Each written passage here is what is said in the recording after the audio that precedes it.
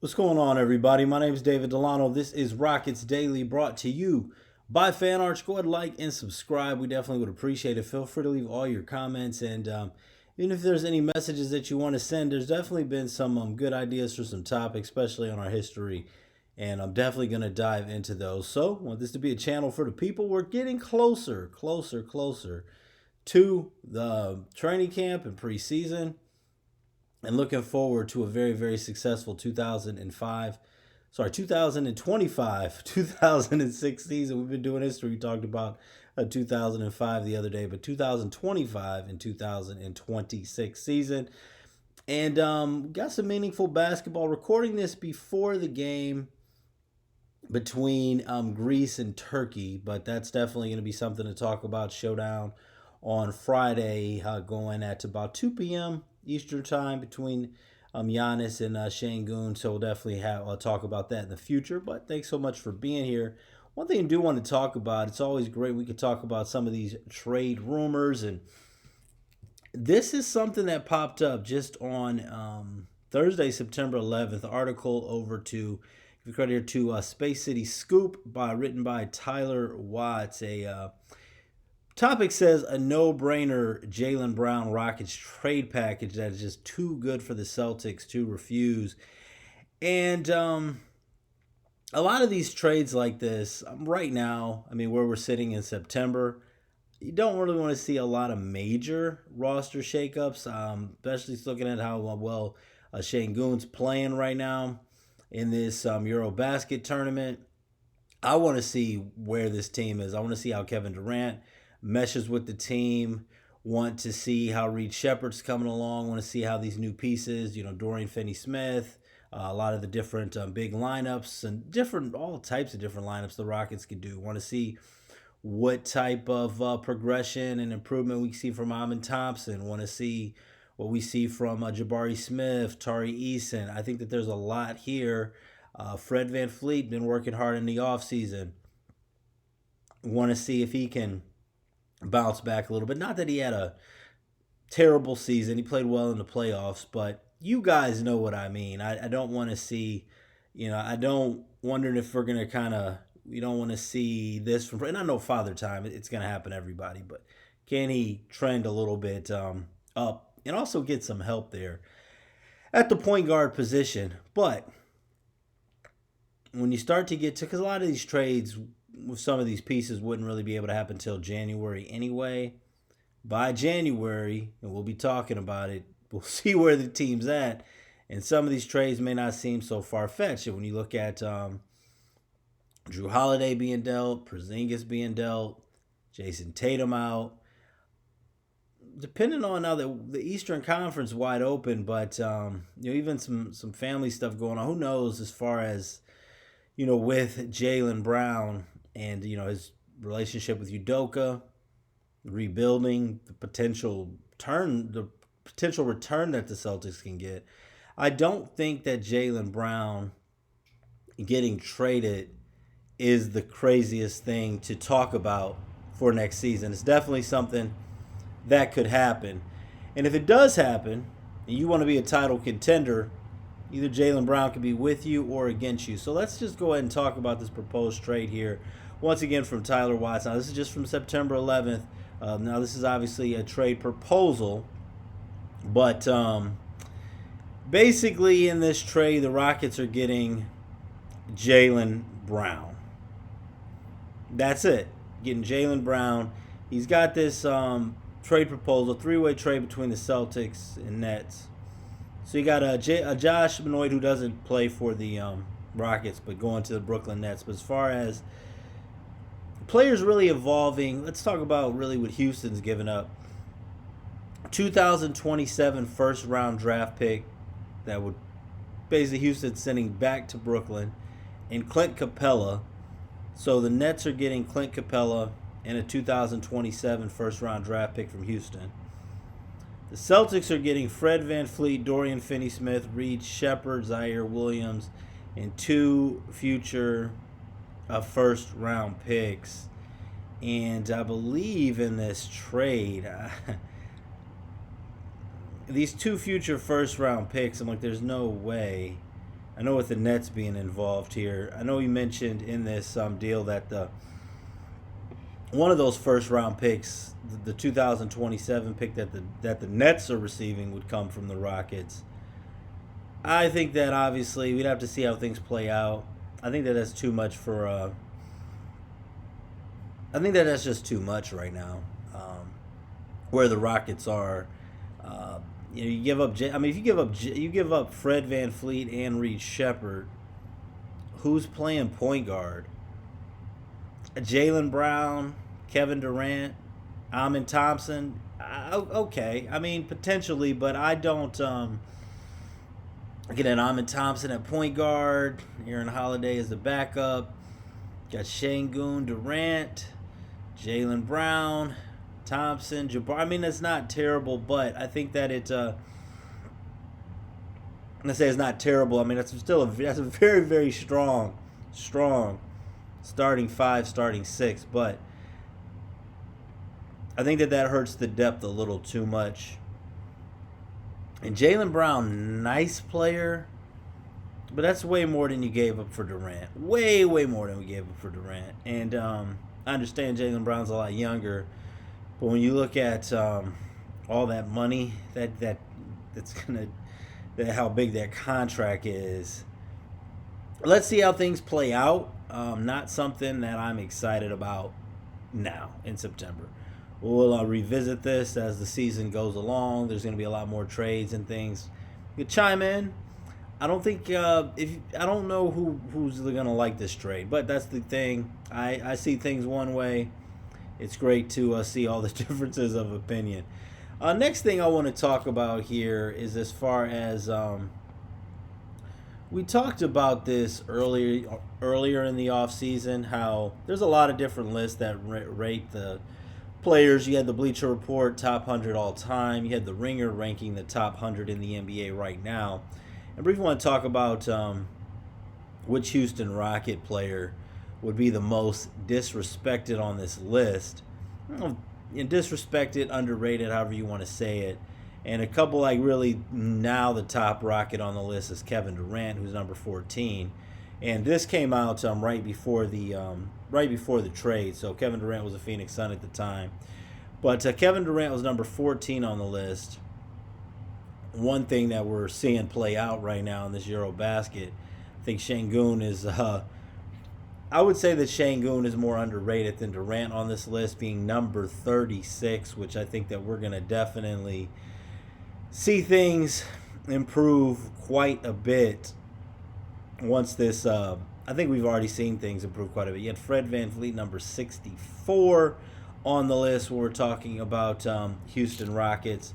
And then also, we had Tari Eason, number 88 on this list. Dylan Brooks now no longer a Rocket. Jalen Green, no longer a Rocket. So when you really look at this list overall, Tari Eason being number 88, Jabari Smith being number 77, and Amin Thompson being the third rated Rocket on this team, number 41. There have been some talks as far as if Kevin Durant's underrated on this list. I definitely think that Amin's got still to prove some things, but I think he's going to be shooting up. And Şengün, I think, is already shotting up just from this offseason. I mean, Jokic number 1 on the list. Jokic, SGA number 2. You got Giannis number 3, Luka number 4, Steph Curry 5, Anthony Edwards 6, Halliburton 7, and that's Halliburton 7, Donovan Mitchell 8, Jaylen Brown 9, Jason Tatum 10, Wemby's 11, LeBron is 12, Anthony Davis 13, Kevin Durant number 14, and don't have the graphics on this screen today, but you could go ahead and look at this list with the Ringer as far as number 14. Is Kevin Durant in the right place? I mean, would you put him ahead of Jason Tatum? But when you look at it, would you put him ahead of Halliburton? But you look at what Halliburton did for his team. I mean, the number 7 seems pretty high. But it's hard for me. I think that for Durant, and we could wait and see, I think that what he does this season, I mean, Anthony Davis is number 13. Anthony Davis is iffy. Anthony Davis will have a game where he plays, looks like number 1 or number 2, and then, looks like number 100 the next day. So that'll be interesting to see. But I think for Kevin Durant, this season is going to show a lot of that. Now, Şengün much further down on the list at number 36. I'd put him higher. I mean, you got Zubac at number 35. Shout out to Zubac, but I got to put Şengün ahead of him. Ja Morant, I get it. I get it. But I personally, I'm taking Şengün over Ja Morant. Trae Young, 33. I mean, we'll see. I know with a point guard and Trae Young having the ball in his hand so much, the way the game's changed, point guard versus center, I'd personally rather have Şengün, but I get it. Bam Adebayo, 32. Hey, Bam's had an outstanding career, but I like Şengün right now. Sabonis. I love Sabonis' game. It just hasn't translated into wins so far. James Harden, number 30. I got to put Şengün over James right now at this point. Jamal Murray, number 29. I can't quite do that. I'd like to do that, but I'm not going to fan out. I mean, what Jamal Murray's done. Darius Garland with Cleveland. I'd put Şengün over Garland. I really would. Garland is shaky to me at times. Durability an issue. Chet Holmgren, number 27. Because he plays for Oklahoma City, it'd be interesting if you did a Şengün for Chet swap. I personally would not want to do that. Winning that championship, I get where Chet is, why he is where he is. I put Şengün ahead of him. De'Aaron Fox, I got to put De'Aaron Fox at front of Şengün right now. Jaren Jackson Jr., a little tough there. I'd like to put Şengün there, but I mean, guy just been playing longer, and definitely what he does at the defensive end. Jimmy Butler, a lot of these guys, it's just a lot more proven, so we'll see. Jimmy Butler, after this last postseason, I mean, I put Şengün over Jimmy Butler. I really would. Pascal Siakam, I got to give it to Siakam. I don't want to, but I don't want to just... I think you could make an argument for him above Siakam. Paolo Banchero, now I got to give it to Banchero. Jaylen Brown. When you look at the championship, you got to give it to Jaylen Brown. Jalen Williams. When you look at what they've done this season, Oklahoma City, you got to give it to Jalen Williams. Devin Booker, got to give it to Devin Booker. Karl Anthony Towns. Oh man, I'm not gonna do any impersonations. I'm not gonna do it today. Evan Mobley. Karl Anthony Towns has been doing a lot longer. I mean, he's a baller. He is, regardless. You say I like Şengün better. I do, but Evan Mobley, I can't go that far. When you look at Evan Mobley's defense, I've got to give it the edge there to Evan Mobley. I do. Cade Cunningham, Kawhi Leonard, Kevin Durant. Those are names in front of Şengün right now. And if you want to look at last thing, who's between Şengün and Amin Thompson? You got Franz Wagner, you got Derek White, you got Tyrese Maxey. I think Tyrese Maxey's a little underrated on this list. OG Anunoby, and then Amin Thompson. So I would say, based off of this list, who's the most underrated Houston Rocket right now? It's definitely Şengün for me. And we'll see what happens in this the rest of this Eurobasket. If Turkey can go ahead and win this whole thing, win the championship, it'll be very, very interesting to see. And some of you guys, when you're watching this, probably be after the game. But a little bit of weird times with these Eurobasket tournaments versus recording and wanting to talk about it. But not wanting to talk about it because the game's going to be over, but then not wanting to wait too long because then the show will be delayed too much. So it'll be something to talk about there. Giannis going up against Şengün. But I think that Şengün legitimately right now is reaching that top 20 status, and that's going to be something to talk about even more. And as we're doing the Rockets history, we're getting into more years that people are familiar with now. 2006, 2007. I mentioned the 2005-2006 season was a disaster with 34 wins, which followed up a solid season the year before. This was a bounce back season for the Rockets, who went 52-30 overall, and Rockets entered the playoffs as a 5 seed in the Western Conference. Now, Yao Ming dealt with some injuries. Obviously, at this point in his career, that was always going to be a thing. Rockets were the 5th seed, even though the way that they did the seeding at that time, despite being 1 game ahead of the Utah Jazz. So Yao Ming played in 48 games that season, averaged 25 points per game and 9.4 rebounds. Tracy McGrady played and started 71 games, made the All-Star team, 24.6 points per game, 6.5 assists per game for Tracy McGrady. Also on that team, we had Rafer Alston, we had Shane Battier on the team that season, and Luther Head, all double-digit scorers. When the Rockets got to the postseason, Yao Ming did play all 7 games. Tracy McGrady played all 7 games. You had McGrady averaging 25.3 points per game, 7.3 assists, and Yao Ming averaging 25.1 points per game and 10.3 assists.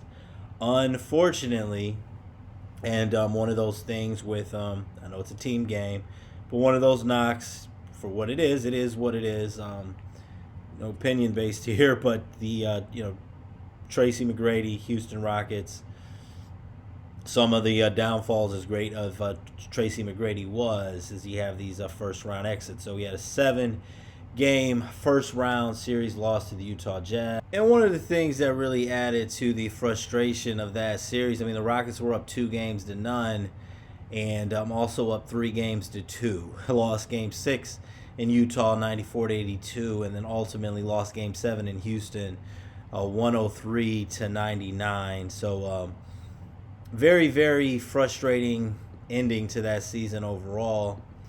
And when you look at who won the championship that year, it was the San Antonio Spurs, who swept the Cleveland Cavaliers, and that was one of those seasons that, LeBron James really led a Cleveland Cavaliers team of, journeymen to the NBA Finals when they really didn't belong there. So I get it. It's one of those things. Tracy McGrady, outstanding career, but not saying it was his fault. But those are those seasons, and you look at where it's just, when you start to talk about LeBron, start to talk about Kobe and things like that, as far as the things in his career that top 75 player of all time. But when you talk about just getting to that next tier, but I want to know from you guys too, memories from that 2006-2007 season. Just being honest, I want to talk to the people, want to hear the comments, and something we can even talk about further. 2006-2007, like, who do you blame for that particular season not going further? Because it definitely could have. Not saying it needed to end in the NBA Finals, but it should have went further than the first round. Is it Yao Ming? Is it Tracy McGrady? Is the roster wasn't good enough? But the fact they're up 3-2 and those games 6 and 7 were close, could have beat the Utah Jazz. I hate to say who to blame, but it's something to talk about when we start talking about legacies. I mean, and a lot of times we'll say nothing. Tracy, T-Mac didn't have the greatest team. But what are your memories from that season, good or bad? And how much of that blame do you put on McGrady? All respectful, of course. Rockets Daily brought to you by Fan Arts. I'm David Delano. Looking forward to checking out this Greece and Turkey matchup. Let me know if you'll be locked in. Any thoughts on anything today? God bless and good luck. And have a great day.